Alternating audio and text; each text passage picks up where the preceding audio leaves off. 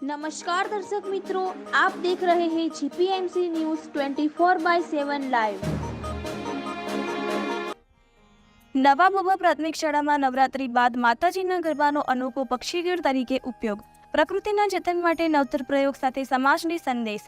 કપડવંજ તાલુકાની નવા બોબા પ્રાથમિક શાળા પ્રકૃતિનું જતન અંતર્ગત ચાલતા પ્રોજેક્ટમાં અવારનવાર પ્રકૃતિનું રક્ષણ, પક્ષીઓ માટે ચણ, ધાર્મિક તહેવારોને પણ પ્રકૃતિ સાથે જોડી નવતર પ્રયોગ સાથે સમાજને સંદેશ આપતા હોય છે।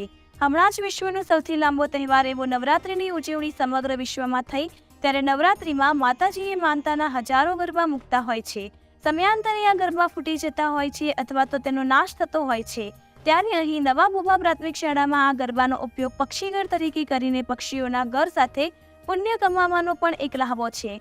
સામાન્ય રીતે ચોમાસામાં પક્ષીઓને વૃક્ષ ઉપર માળો બાંધી પવન, વરસાદ, વાવાઝોડામાં રહેવાની બહુ તકલીફ પડતી હોય છે। ત્યારે આ પરિસ્થિતિની અંદર માતાજીએ આવેલા ગરબા એટલે કે એક પ્રકારનું માટલું જેને ઉચ્ચ તાપમાને તપાવ્યું હોય અને માટીમાંથી બનાવેલું હોય, માળા માટે પક્ષીઓને ખૂબ જ ઠંડક આપતું હોય છે અને પક્ષીઓ આરામથી તેની અંદર નિર્વિઘ્ન રહી શકે છે।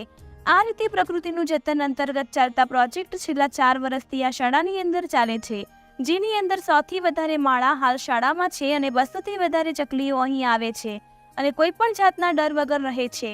સુગડીનો માળો બાંધવા માટે સુગડીને ખાસ પ્રકારની લાંબી સળી જોઈએ, જેના માટે શાળામાં પામ ટ્રી રોપવામાં આવ્યા છે, જેની લાંબી સળીથી સુગડીએ પણ પોતાના માળા અહીંયા ઘણા જ બનાવ્યા છે અને નિડરતાથી પક્ષીઓ અહીં રહી શકે છે। દરેક ગામમાં માતાજીનું મંદિર હોય છે અને હાલમાં જ ગયેલી નવરાત્રિમાં ગરબા પણ આવેલા હોય છે, તો ગામો ગામ આ પ્રયત્ન કરવામાં આવે અને પોતાના ઘર આગળ વૃક્ષ પર એક ગરબો બાંધી પક્ષીઓને રહેવાની સગવડ કરવામાં આવે તો પક્ષીઓ માટે ખૂબ જ મોટું કામ થઈ જાય। આમ વેસ્ટમાંથી બેસ્ટ કરી પક્ષીઓને પોતાનું ઘર મળી રહે અને આપણને પુણ્ય પણ થાય એવો એક સમાજને ઉત્તમ સંદેશ પૂરો પાડ્યો છે। અહેવાલ Subodh Patel, GPMC news 24/7 live.